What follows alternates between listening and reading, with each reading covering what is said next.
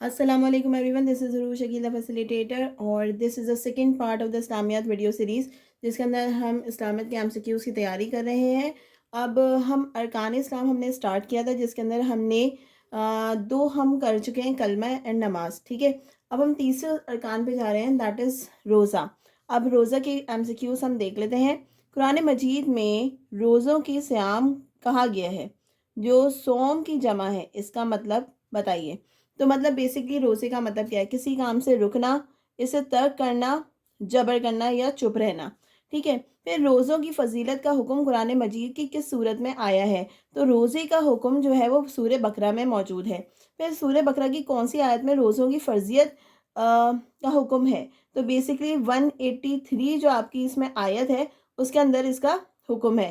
फिर मुसलमानों तुम पर रोज़ा उसी तरह फ़र्ज़ किया है जिस तरह से तुमसे पहले वाली कौमों पर फ़र्ज़ किया गया था, ताकि तुम परहेज़गार हो। बताइए कौन सी सूरह मुबारक के अल्फाज हैं जो कि हम बचपन से सुनते हुए आ रहे हैं? इट इज़ इन सूरह बकरा।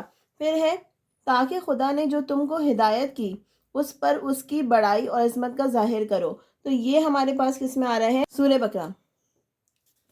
फिर हमारे पास है, कुरान मजीद के किस रुकन इस्लाम की के ऊपर मज़कूर मकासद बयान हुए हैं? तो इसमें हमारे पास है कि भाई रोज़े के ऊपर।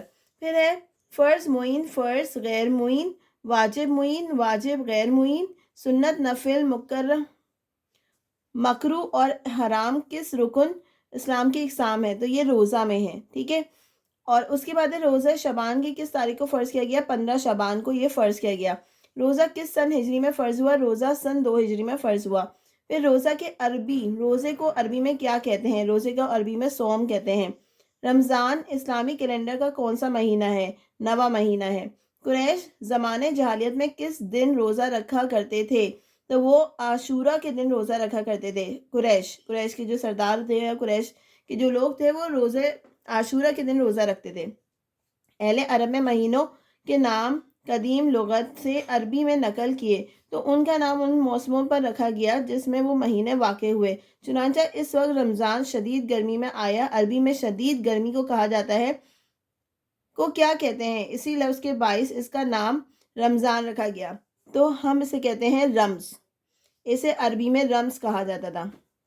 फिर हम चलते हैं ज़कात के एमसीक्यूज़ पे। कुरान मजीद में नमाज के साथ मुत्तसल कौन सी इबादत का ज़िक्र आता है? तो हमें इसके साथ मतलब नमाज के साथ हमें ज़कात का हुक्म भी मिलता है।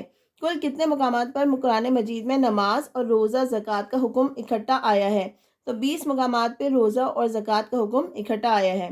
कुरान मजीद में किस सूरह मुबारक में ज़कात के मसारिफ बयान हुए हैं? तो सूरह तौबा में ज़कात के मसारिफ बयान हुए हैं। फिर, क्या अहले बैत को ज़कात देना जायज़ है? जी नहीं। फिर फ़ुक़रा मसाकीन, आलमीन, ज़कात, मुलफ़िसा ज़कात, ग़ुलामों की आज़ादी, कर्ज़दार, फ़ी सबीलिल्लाह, ये मसारिफ ज़कात किस सूरह में बताए गए हैं? सूरह तौबा में बताए गए हैं। फिर वो लोग जो सोना चांदी जमा करके रखते हैं उसको खुदा की राह में खर्च नहीं करते, उनको दर्दनाक अजाब की बशारत दे दीजिए। ज़कात, सदका, गैर दाना ज़कात, सदका वगैरह अदा ना करने वालों के बारे में कुरान मजीद में किस सूरत में हुक्म दिया गया है? सूरह तौबा में इसके बारे में हुक्म दिया गया है। फिर ज़कात के लिए सोने का नसाब कितने तोला है? तो ज़कात के लिए 7.5 तोले पे ज़कात दी जाती है। फिर है, चांदी के लिए ज़कात नसाब का क्या किस तोले पे मुकर्रर है? तो ये हमारे पास है 52 मतलब 52.5 तोले पर। अगर किसी मुसलमान के पास 30 अदद गायें हो, 30 गायें हो, तो उस पर ज़कात फ़र्ज़ होगी। क्या उस पर ज़कात फ़र्ज़ होगी? जी हाँ। फिर हज, ये हमारा आखिरी अरकान इस्लाम है।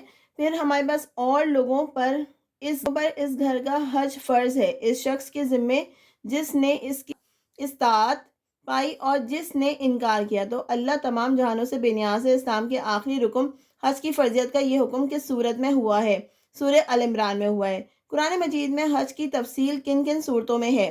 तो कुरान मजीद की जो तफसील है, बेसिकली हज की जो तफसील है वो है सूरह अल इमरान में, सूरह बकरा में, सूरह हज में, सूरह फ़तह में, सूरह मायदा में।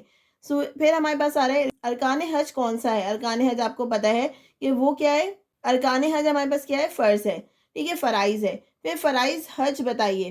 فرائض حج کیا ہے؟ احرام، وقوف عرفات، طواف، زیارت اور نیت. پھر اس کے بعد ہے حج کس سال فرض ہوا؟ حج 9 ہجری میں فرض کیا گیا. پھر ہمارے پاس ہے اسلام کا 5واں اور آخری رکن کون سا ہے؟ تو یہ ہمیں پتہ ہے حج ہے. پھر اس کے بعد ہمارے پاس ہے حج کے لغوی معنی کیا ہے؟ قصد کرنا. پھر ہے اے صاحب استطاعت مسلمان جو مصارف حج ادا کر سکتے ہو ان کی زندگی پر کتنے دفعہ حج کرنا فرض ہے؟